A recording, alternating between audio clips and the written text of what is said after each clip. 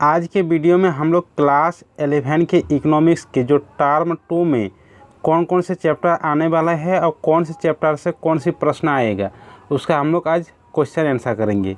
तो चलिए शुरू करते हैं। तो जैसे कि आप लोगों का जो 16 जून से जो परीक्षा होने वाला है उसमें इकोनॉमिक्स के 4 ही चैप्टर आएगा आप लोगों का। एक चैप्टर है सांख्यिकीय उपकरण एवं प्रस्तुतिकरण, दूसरा चैप्टर है अर्थशास्त्र में परियोजना का निर्माण, तीसरा चैप्टर है भारतीय अर्थव्यवस्था की वर्तमान चुनौतियाँ, और एक चैप्टर है आप लोगों का भारत और इसके पड़ोसी देशों के तुलनात्मक।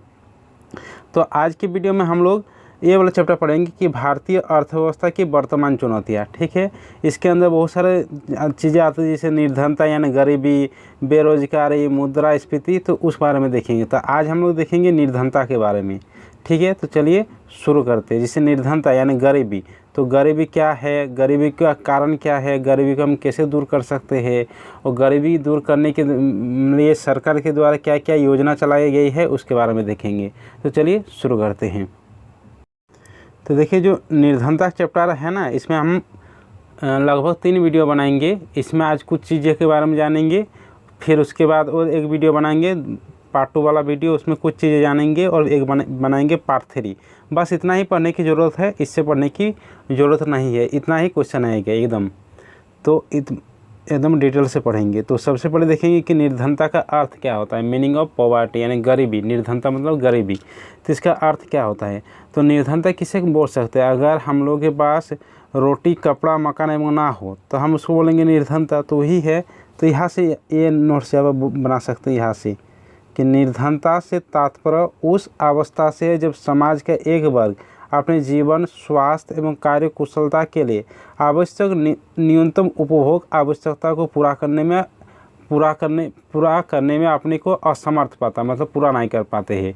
और आवश्यक न्यूनतम उपभोग क्या क्या हो जाएगा, रोटी, कपड़ा और मकान, अगर ये पूरा करने में असमर्थ है तो उसको निर्धनता बोलेंगे। ठीक है, अब निर्धनता के 2 रूप होते हैं।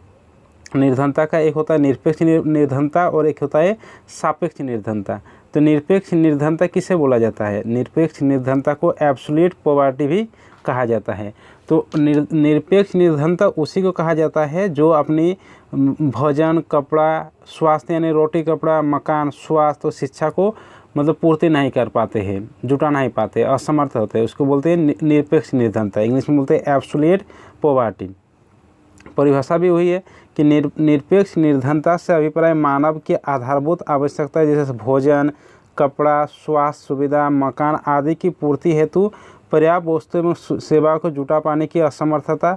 निरपेक्ष निर्धनता देश की उस जनसंख्या को सूचित करती है जो न्यूनतम उपभोग स्तर नहीं प्राप्त कर पाती है, गरीबी रेखा के नीचे जीवन यापन करती है, उसको बोला जाता है निरपेक्ष निर्धनता।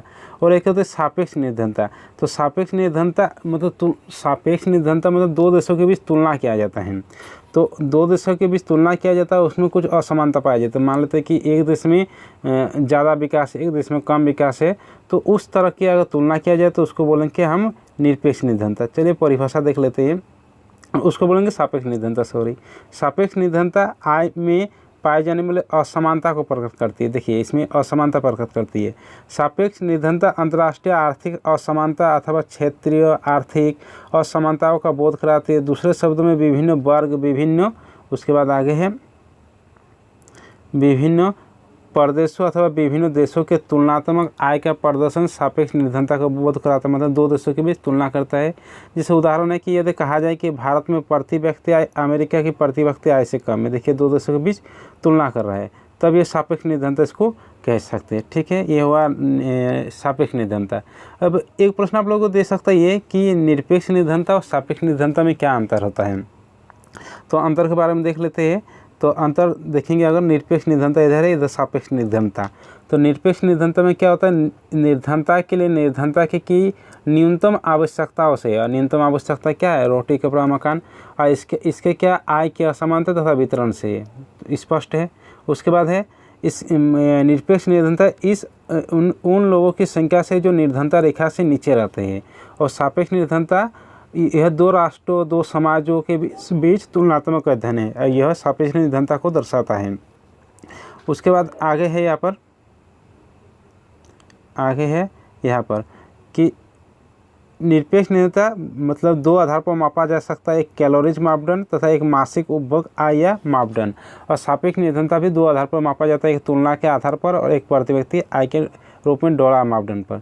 ठीक है, ये हुआ निरपेक्ष निर्धनता और सापेक्ष निर्धनता। इसके बाद आगे देखते हैं आगे कि भारत में निर्धनता या गरीबी के कारण, मतलब गरीबी के कारण क्या है, तो गरीबी के तीन ही कारण है, एक आर्थिक कारण है, एक सामाजिक कारण है और एक राजनीतिक एवं प्रशासकीय कारण है। तो क्या होता है आर्थिक कारण, क्या होता है सामाजिक कारण, क्या होता है राजनीतिक कारण, इसके बारे में देखेंगे। सबसे पहले देखेंगे आर्थिक कारण। तो आर्थिक कारण क्या क्या हो सकता है, तो आर्थिक कारण में आ सकता है आप लोगों का कृषि पर अत्यधिक निर्भरता है भारत पर, सीमित औद्योगिकरण है, फिर है यहाँ पर पूंजी निर्माण की नीची दर है। तो ये सब है आर्थिक कारण। तो देख लेते हैं कि कृषि पर अत्यधिक निर्भरता किस तरह है। तो जैसे कृषि पर अत्यधिक निर्भरता, तो भारत के राष्ट्रीय आय एवं प्रति व्यक्ति आय कम होने का एक प्रमुख कारण कृषि पर अत्यधिक निर्भरता है।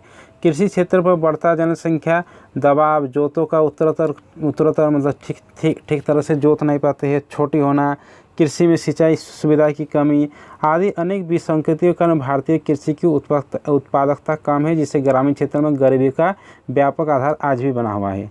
ये हुआ कृषि पर अत्यधिक निर्भरता। फिर है सीमित औद्योगिकरण। तो सीमित औद्योगिकरण क्या है कि भारत की निर्धनता का एक प्रमुख कारण है औद्योगिकरण का पिछड़ापन, मतलब फैक्ट्री वगैरह यहाँ पर बहुत पीछे हुए है। और यह आधुनिक ढंग के आधारभूत बड़े उद्योगों का अभाव है, बड़े बड़े उद्योग यहाँ पर नहीं है। यही नहीं, उपभोक्ता उद्योगों का भी पूर्ण विकास नहीं हो पाई। इसी कारण भारत के राष्ट्रीय आय एवं प्रति व्यक्ति आय कम है, जो लोग निर्धन है। फिर एक है पूंजी निर्माण की नीचा दर। तो पूंजी निर्माण की नीची दर भारत में गरीबी के दुष्चक्र की क्रियाशीलता के कारण कम उत्पादकता, कम आय, कम बचत, कम निवेश का संचयी क्रम चलता रहता है, जिसका परिणाम पूंजी निर्माण की धीमी दर के रूप में सामने आती है। फिर सामाजिक कारण। तो सामाजिक कारण क्या है निर्धनता के? सामाजिक कारण यह है कि अभी भी भारत में पुराने रीति रिवाज, नियम कानून पर चलते हैं। जैसे भारत में अनेक ऐसे सामाजिक रूढ़ियाँ और परिस्थितियाँ उपस्थित हैं जिनके कारण विकास कार्य में बाधा उत्पन्न हो जाती है। जैसे लोग जातिवाद, धर्मवाद और पुरानी परंपरागत रूढ़ियों में इतने बंधे हैं कि इन परिस्थितियों को नहीं अपनाने चाहते, इसलिए इसमें गतिशीलता का अभाव है, जिससे कोई प्रकार के उद्योगों का विकास में बाधा होती है। उसके बाद है यहाँ पर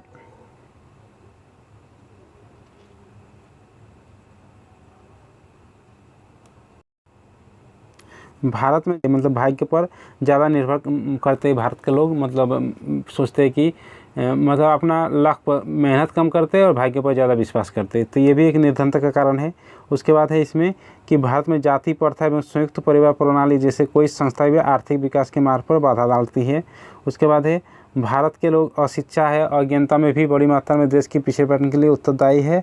देश में बाल विवाह भी एक पिछड़ापन का कारण है का अभी भी प्रचलन है, जिसके कारण जनसंख्या में अप्रत्याशित रूप में वृद्धि हुआ। तो ये हुआ सामाजिक कारण। और एक है राजनीतिक एवं प्रशासकीय कारण। तो राजनीतिक एवं प्रशासकीय कारण क्या है कि भारत में बहुत लंबे समय तक विदेशों का शासन रहा, जिस कारण से भी एक राजनीतिक कारण बोल सकते हैं। तो वही है कि भारत दीर्घकाल तक विदेशी शासकों के हाथ में रहा है, जिसके कारण भी हमारे देश का आर्थिक विकास नहीं हो सका है। और प्रति व्यक्ति आय कम रही, जैसे ब्रिटिश शासकों की नीति स्वार्थपूर्ण थी, भारत से कच्चा माल खरीदना और ब्रिटेन के निर्मित माल को भारत में बेचना था। भारत से ही कच्चा माल खरीदता था और वस्तुओं का निर्माण करके भारत में ही बेचता था, जिससे भारत में उद्योगों का विकास नहीं हो पाया। आर्थिक विकास में राजनीतिक स्थिरता का भी बहुत महत्व है, क्योंकि शासन सत्ता में स्थिरता रहने से विकास के लंबे अरसे में चलने वाली योजना कार्यान्वित की जा सकती है।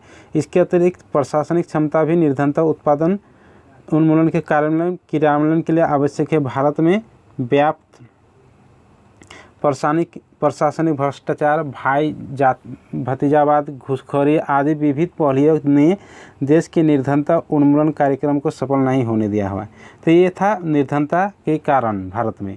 तो आज की वीडियो में इतना ही करेंगे, फिर 2 वीडियो बनाएंगे, उसमें कुछ निर्धनता के प्रश्न करेंगे। ठीक, उसके बाद ये चैप्टर ख़त्म हो जाएगा, फिर दूसरा चैप्टर में जाएंगे।